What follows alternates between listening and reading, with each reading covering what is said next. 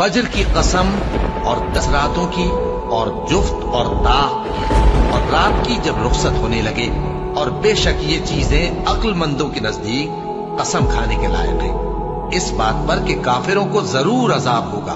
क्या तुमने नहीं देखा कि तुम्हारे परवरदिगार ने कौम आद के साथ क्या किया, जो इरम कहलाते थे, दराज कद मानंद सुतूनों की, कि तमाम मुल्क में ऐसे पैदा नहीं हुए थे।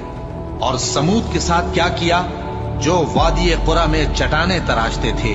और फिरौन के साथ क्या किया, जो खेमे और मेखे रखता था।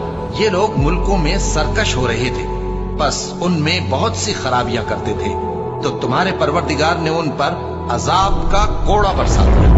बेशक तुम्हारा परवरदिगार ताक में है।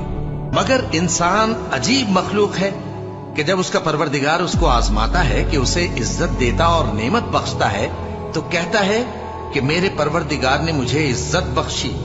और जब दूसरी तरह आजमाता है कि उस पर रोजी तंग कर देता है, तो कहता है कि मेरे परवरदिगार ने मुझे जलील किया।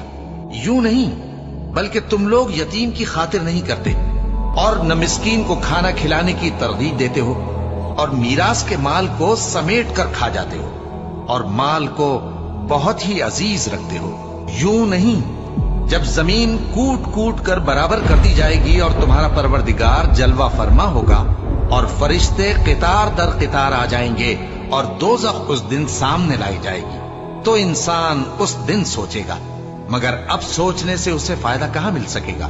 कहेगा, काश मैंने अपनी इस जिंदगी के लिए कुछ आगे भेजा होता, तो उस दिन न कोई अल्लाह के अजाब की तरह का अजाब देगा और न कोई उसके जकड़ने की तरह जकड़ेगा। ऐ इत्मीनान वाली जान, अपने परवरदिगार की तरफ लौट चल।